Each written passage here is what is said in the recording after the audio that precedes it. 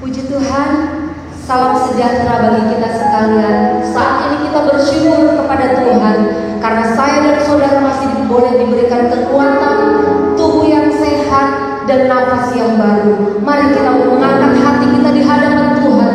Kita mengatakan besar dan ajaiblah karya-Mu, adil dan benarlah jalan-Mu.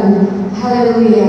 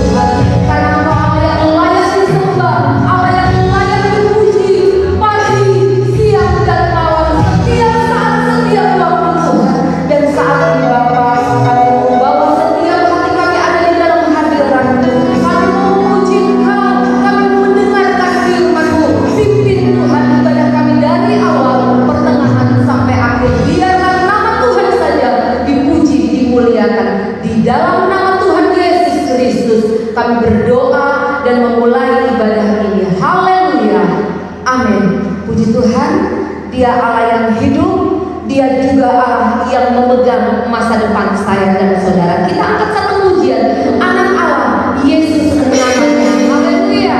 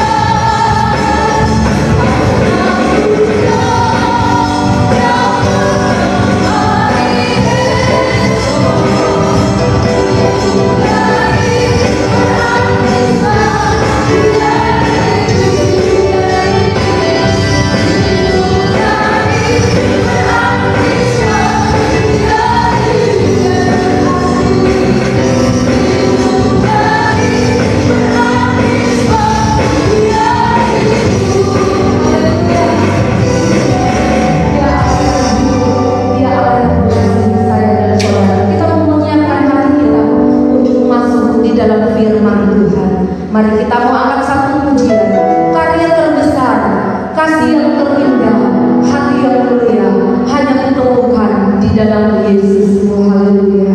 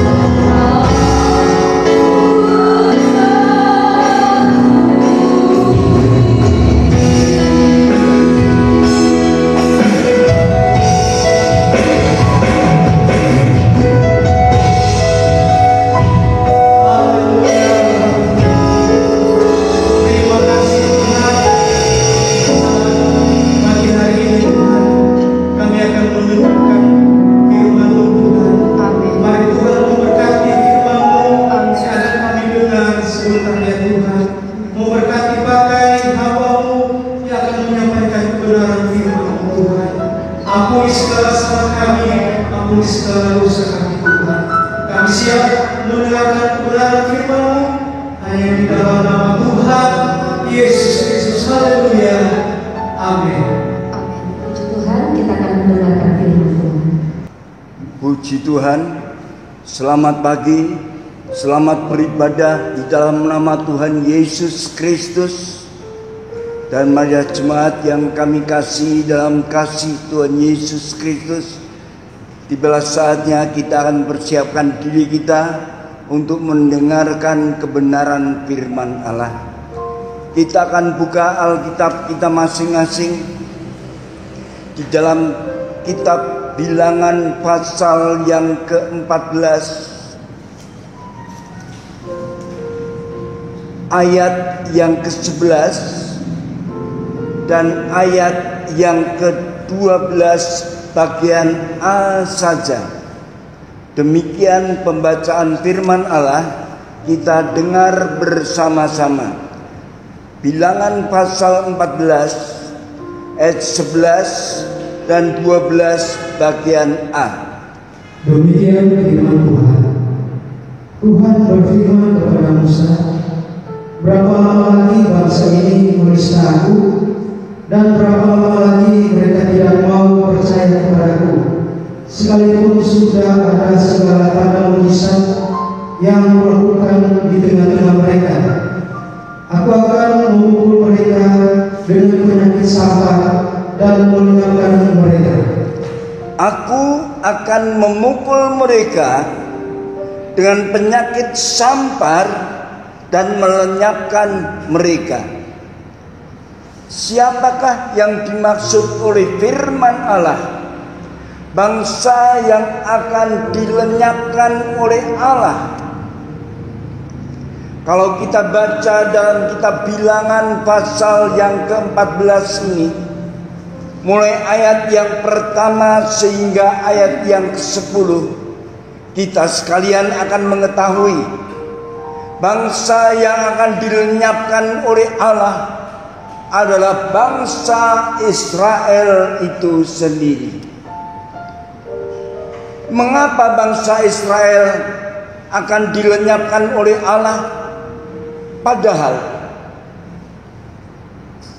kalau kita baca dalam kitab Ulangan pasal yang ke-7 ayat yang ke-6, atau kitab Ulangan pasal yang ke-14 ayat yang kedua, mungkin bunyinya sama. Kita akan baca dalam kitab Ulangan pasal yang ke-7 ayat yang ke-6 saja. Demikian bunyi firman Allah. Ulangan pasal yang ke-7 ayat yang ke-6. Sebab engkaulah umat yang kudus bagi Tuhan Allahmu, engkaulah yang dipilih oleh Tuhan Allahmu dari segala bangsa di atas muka bumi untuk menjadi umat kesayangannya. Kita dengar pembacaan firman Allah yang kita dibacakan tadi. Bangsa Israel adalah umat pilihan Allah. Bangsa Israel adalah umat yang dikasihi oleh Tuhan, umat yang dipelihara oleh Tuhan.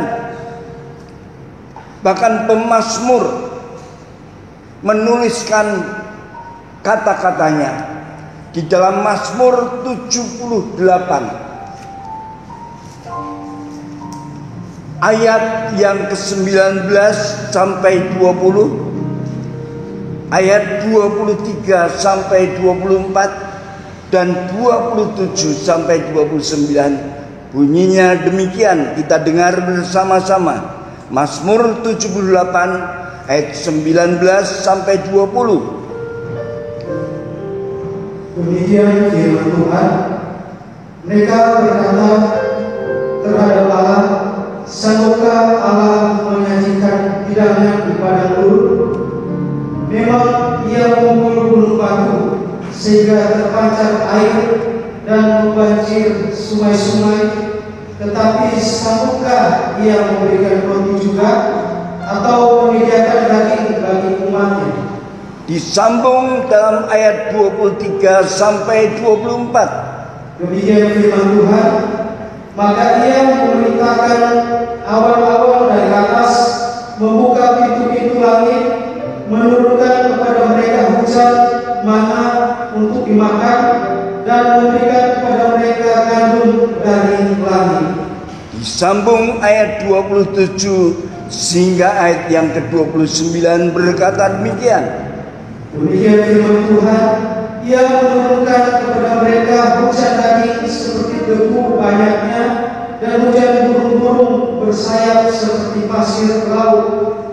Ia menjatuhkannya ke tengah perkemahan mereka, sekeliling tempat kediaman itu.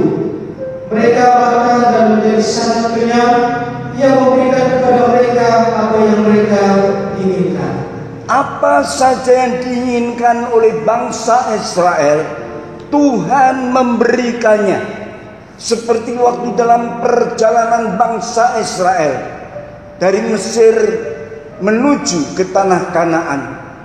Di dalam perjalanan mereka pernah juga kehabisan bekal air yang harus mereka minum. Tetapi sesuai ayat-ayat ini sekalian, Tuhan tetap pelihara mereka. Waktu mereka kekurangan air, kehabisan air, Tuhan sediakan air melalui keajaiban Allah itu sendiri, yaitu dengan jalan Musa memukul dengan tongkat yang ada di tangannya sebuah batu besar di Gunung Horeb. Akhirnya batu itu mengeluarkan air yang begitu deras sehingga bangsa Israel bisa minum sepuas-puasnya. Bahkan bekal-bekal yang mereka bawa, tempat-tempat air mereka isi dengan air semuanya, sehingga perjalanan mereka lancar karena air tercukupkan dalam perjalanan mereka. Dan bukan hanya air saja, tetapi pada waktu bangsa Israel ingin makan roti, maka sesuai dengan ayat yang ke-23 dan ayat yang ke-24 tadi, Tuhan menyediakan, memberikan roti mana. Tiap harinya bangsa Israel diberi roti mana. Dan pada waktu bangsa Israel berteriak, berseru pada Tuhan, meminta daging, mereka ingin makan daging, Tuhan kirimkan burung puyuh yang luar biasa banyaknya. Itulah Allah bangsa Israel yang telah memimpin bangsa Israel.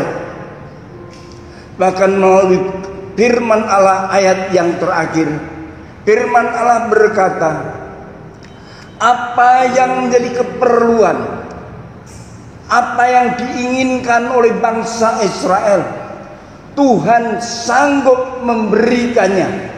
Luar biasa kasih Allah dalam perjalanan bangsa Israel. Benar-benar Allah memperhatikan kehidupan bangsa Israel. Benar-benar Tuhan memelihara dalam perjalanan mereka, sehingga perjalanan mereka sangat lancar. Tetapi sekalian, mengapa dalam ayat pokok tadi dikatakan Tuhan menginginkan atau Tuhan akan membinasakan bangsa Israel? Apa penyebabnya?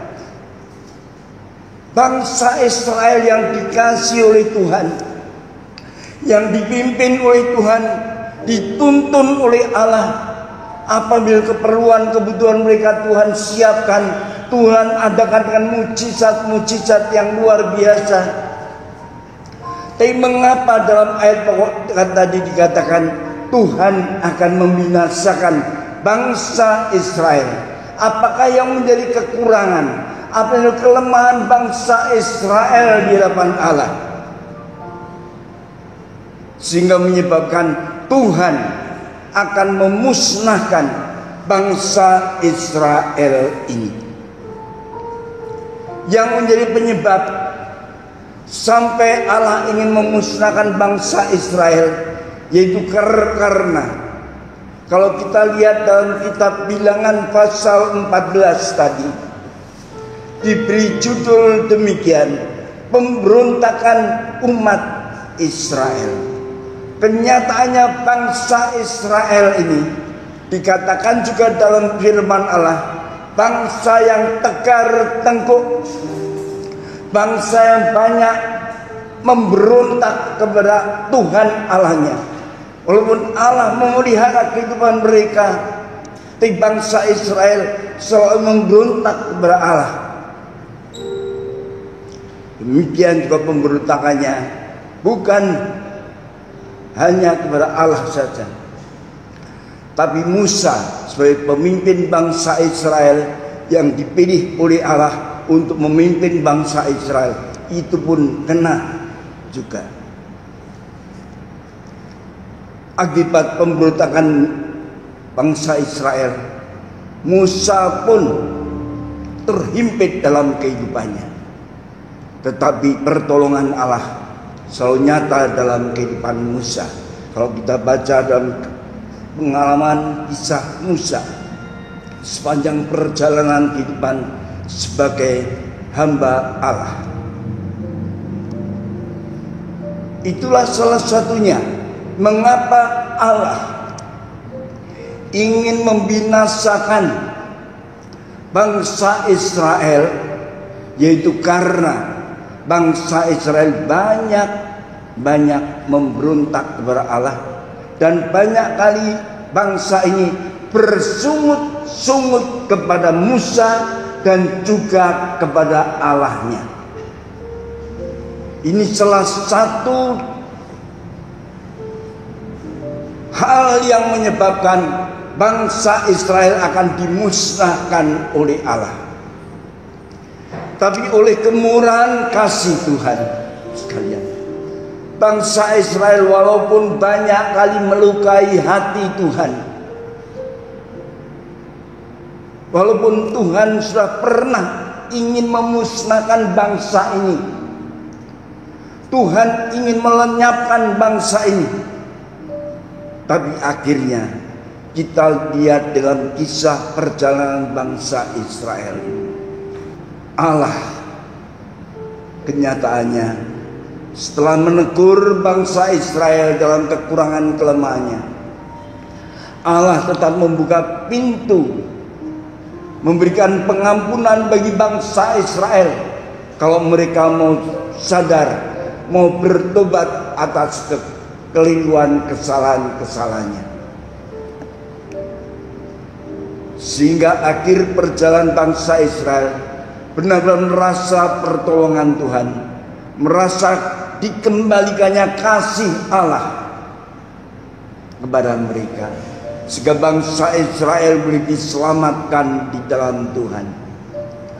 Demikian juga dalam kehidupan kita sekalian, penuh kekurangan, penuh kelemahan dalam kehidupan kita, tapi dijauhkanlah kiranya dalam kehidupan kita mempunyai roh seperti bangsa Israel yang mau melawan akan Tuhan, memberontak kepada Allah. Dan di dalam kehidupan kita haruslah kita belajar jangan juga seperti bangsa Israel yang banyak bersungut-sungut kepada Musa sebagai pimpinannya dan kepada Tuhan. Hal-hal yang demikian sangat menyakiti hati daripada Tuhan. Namun kita sangat bersyukur kepada Allah kalau kita bisa berada sebagaimana kita sekalian ada saat ini. Seperti bangsa Israel dulu, pernah Allah menggerakkan, mengirimkan ular-ular tedung untuk mematuk, menggigit bangsa Israel, sehingga setiap bangsa Israel yang dipatuk oleh ular tedung yang dikirimkan oleh Tuhan, mereka binasa. Sehingga banyak bangsa Israel pada waktu itu yang dibinasakan oleh Allah. Tapi pada waktu itu Musa datang kepada Tuhan. Lalu Tuhan berikan petunjuk pada Musa, buatlah ular tembaga, pancangkan di tempat yang maha tinggi. Dan setiap orang yang melihat ular tembaga yang engkau telah buat itu, maka bangsa Israel boleh terluput dari pakutan ular itu dan boleh tetap hidup. Demikian juga dalam kehidupan kita sekalian. Walaupun kehidupan kita sebagai manusia yang belum sempurna ini, mungkin banyak kelalaian, kekeliruan, kelemahan, kekurangan dalam kehidupan kita. Tapi Allah yang kita sembah, Allah yang begitu baik dalam kehidupan kita. Walaupun banyak kali kita melukai hati Tuhan, tapi Allah tetap mengasihi kita. Bahkan di dalam kitab Injil Yohanes pasal yang ketiga, ayat yang ke-16 berkata demikian. Yohanes pasal yang ketiga ayat yang ke-16.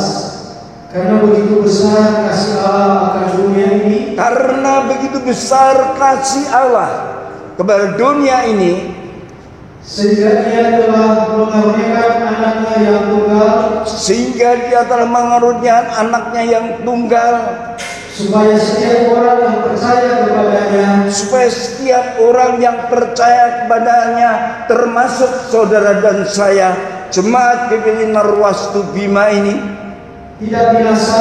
Kita tidak akan dibinasakan oleh Allah, melainkan beroleh hidup yang kekal. melainkan kita yang percaya Yesus Kristus adalah Tuhan memperoleh hidup yang kekal. Kenapa?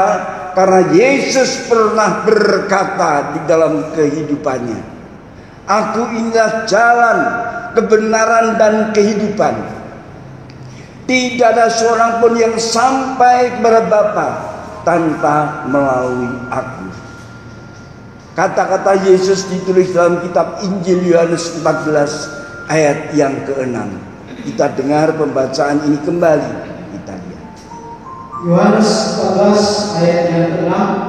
Kata Yesus kepadanya, Akulah jalan dan kebenaran dan hidup. Tidak ada seorang pun yang datang kepada Bapa kalau tidak melalui aku. Tanpa melalui Yesus, tidak ada seorang pun yang bisa selamat dan diselamatkan. Kalau Yesus ada satu-satunya jalan kebenaran dan kehidupan, satu-satunya jalan menuju ke rumah Bapa, yaitu sana surga yang mulia. Sebab itu berbahagialah buat kita sekalian yang telah menerima Yesus Kristus sebagai Tuhan dan Juru Selamat kita. Kita telah mendapatkan jalan menuju kepada keselamatan, jalan menuju ke surga, di mana Bapa Allah tinggal di tempat itu. Yesus yang telah diberikan Bapa untuk menebus kehidupan kita. Dia rela mati di atas Bukit Golgota, rela mengorbankan dirinya untuk keselamatan setiap orang yang percaya kepadanya, termasuk kita sekalian yang ada pada pagi hari ini. Pengorbanan Yesus di atas Bukit Golgota,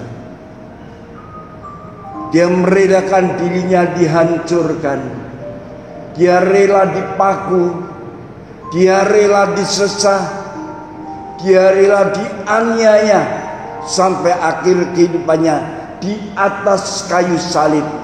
Tiada lain untuk menebus kehidupan saudara dan saya. Di atas kayu salib dalam penyiksaan, Yesus banyak mengeluarkan darah. Dan pada waktu di depan kita atau di tangan kita masing-masing pada pagi hari ini, ada cawan-cawan anggur yang ada kita pegang. Ingatan kita harus ingat pengorbanan Yesus di atas Bukit Golgota, di mana Ia rela disalibkan, darahnya terkucur di atas kayu salib, yang tertampung di cawan-cawan perjamuan yang kita telah sementara kita pegang, yang sementara kita akan minum bersama-sama. Yesus yang tubuhnya hancur bagaikan roti yang dipotong-potong. Tubuh Yesus dipotong-potong, tubuh Yesus hancur, dan di tangan kita ada potongan-potongan roti perjamuan. Ini membayangkan tubuh Kristus yang hancur karena untuk menebus kehidupan saudara dan saya. Sebentar kita akan menerima pelayanan perjamuan Tuhan. Sebentar kita akan minum bersama-sama darah Kristus. Sebentar kita akan makan potongan-potongan roti, yaitu tubuh Kristus. Kita harus ingat perkataan firman Allah di dalam kitab Injil Yohanes pasal yang ke-6. Injil Yohanes pasal yang ke-6.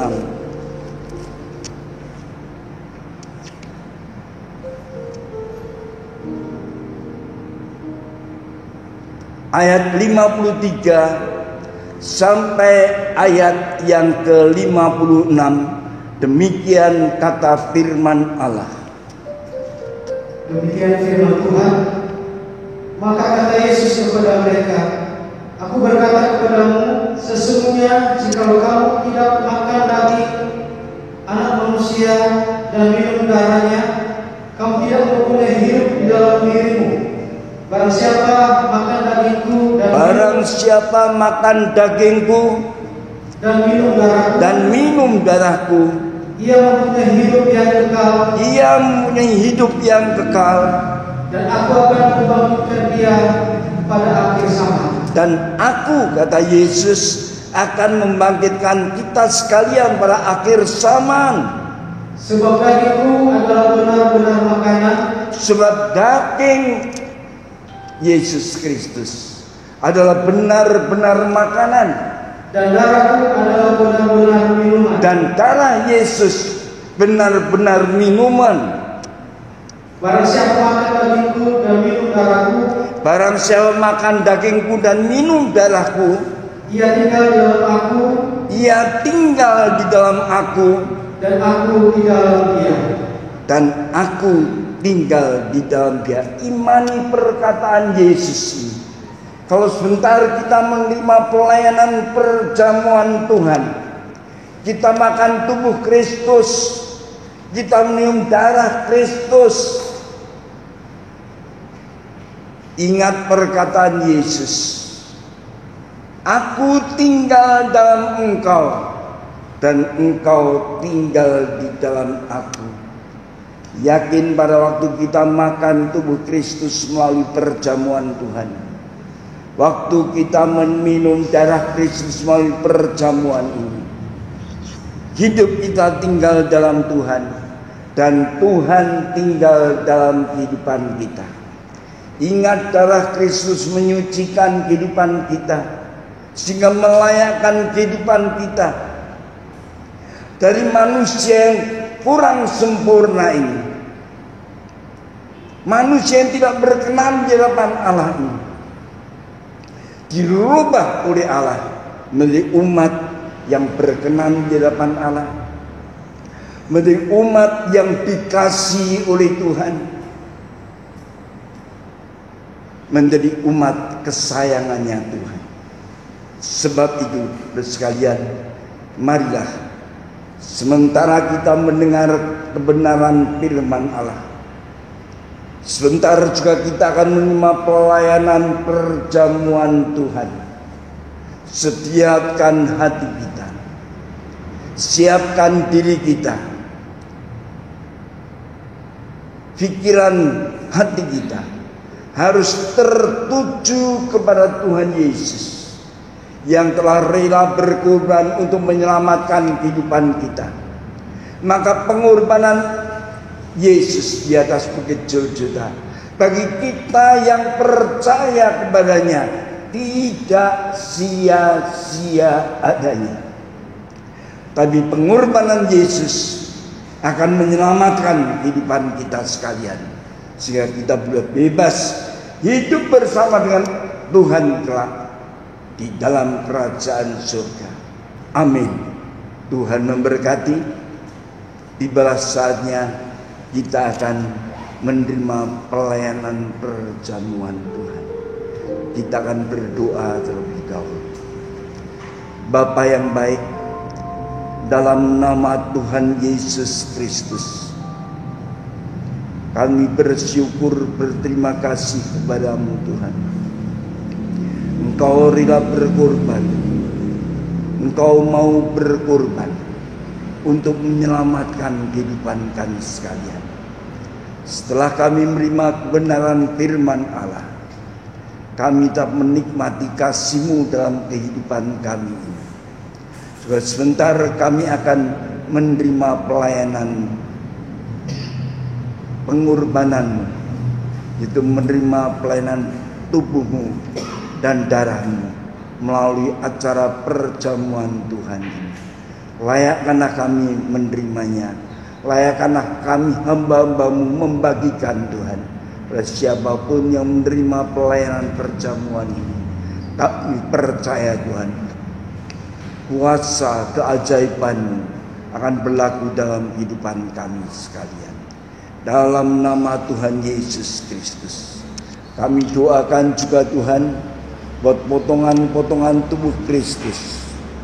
Kiranya Tuhan akan tolong roti yang ada di perjamuan ini, Tuhan berkati menjadi potongan-potongan tubuh-Mu.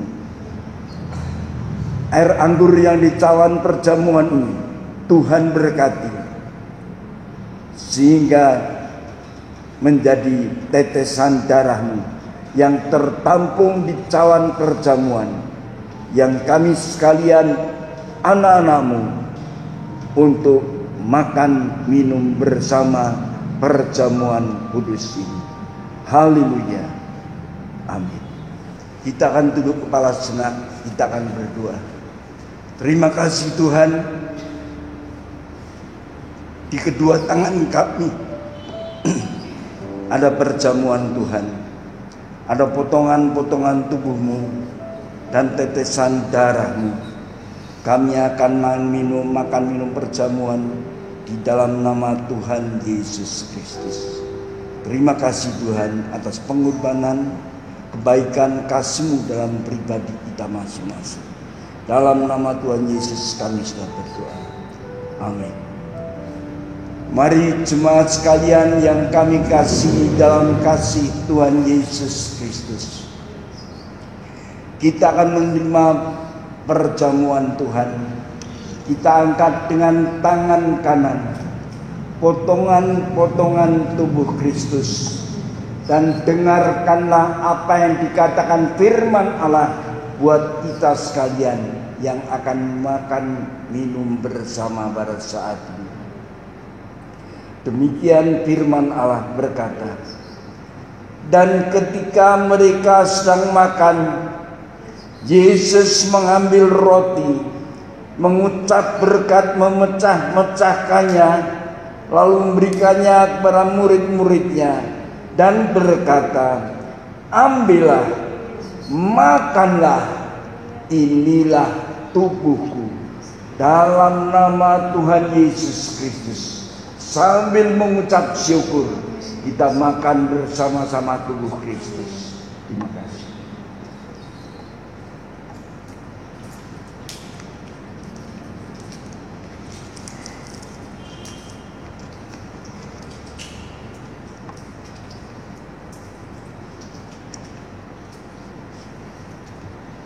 Selanjutnya kita akan angkat cawan yang berisi tetesan darah Kristus.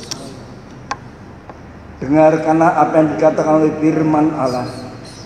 Sesudah itu ia mengambil cawan, mengucap syukur, lalu memberikannya kepada mereka dan berkata, minumlah kamu semua dari cawan ini, sebab inilah darahku, darah perjanjian yang ditumpahkan bagi banyak orang untuk pengampunan dosa.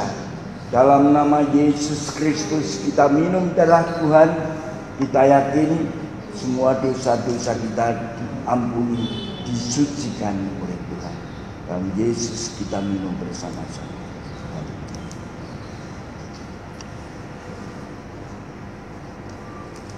Terima kasih Tuhan, kami dilayakkan oleh Engkau menerima pengorbanan-Mu melalui sakramen perjamuan Tuhan ini. Dalam nama Tuhan Yesus Kristus, Tuhan memberkati kami. Haleluya. Amin. Puji Tuhan, kita akan mengakhiri ibadah kita saat ini. Kita angkat satu pujian, lingkupiku dengan sayapmu, nanti dengan kasih Kristus. Bapak Gembala tutup di dalam doa sekaligus doa berkat.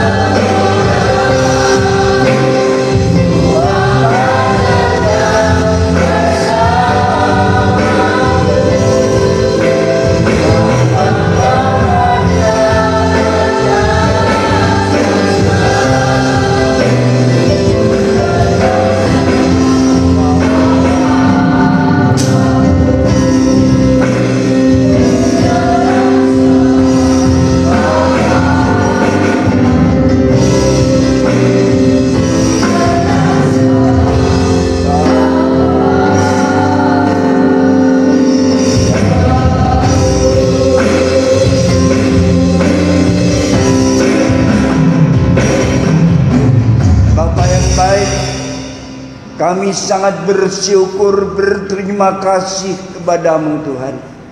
Engkau telah perkenankan kami semua untuk beribadah kepada Engkau. Dan di saat kami beribadah, sekalipun kami beribadah di tempat masing-masing kami, tapi kami percaya Tuhan ada di tengah-tengah kami. Engkau sudah memberkati kami sekalian yang telah beribadah kepada Engkau pada pagi hari ini.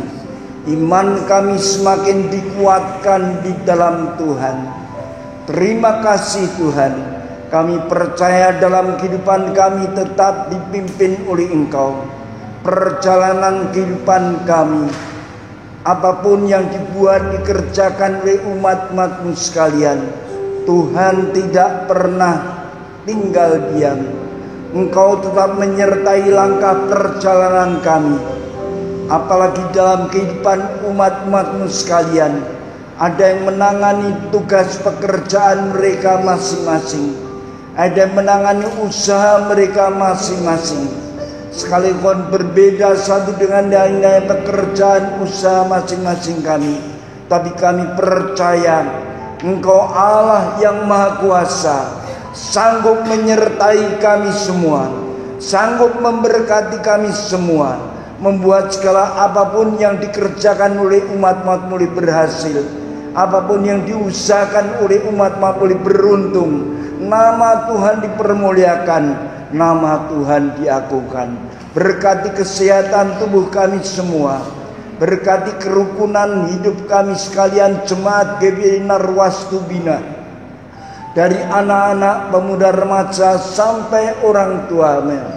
Tuhan tetap melingkupi dengan perlindungan yang sempurna. Terima kasih Tuhan. Jauhkan juga dalam kehidupan kami dari virus yang dewasa ini merajalela dalam kehidupan di dunia ini. Tuhan akan tolong kami. Luputkanlah dari virus-virus yang saat ini Tuhan menghantui kehidupan umat manusia. Bagi anak-anak-Mu kami percaya Tuhan akan melindungi kami sekalian dengan perlindungan-Mu yang sempurna. Terima kasih Tuhan, terima kasih. Kami akhiri acara ibadah pada pagi hari ini, kami akan tutup. Terima kasih Tuhan. Dan saat ini, jemaat Tuhan yang kami kasihi, di dalam kasih Tuhan Yesus Kristus, terimalah berkat, rahmat, dan damai sejahtera dari Allah Bapa, cinta kasih dari Tuhan Yesus, serta persekutuan, pimpinan-bimbingan, perlindungan yang sempurna dari Allah Roh Kudus menyertai dan melindungi kami sekalian mulai saat ini bahkan sampai akhir zaman. Kristus datang kedua kalinya di dalam nama Tuhan Yesus Kristus. Terima kasih Tuhan. Semua yang percaya diberkati Tuhan, sama-sama kita katakan amin.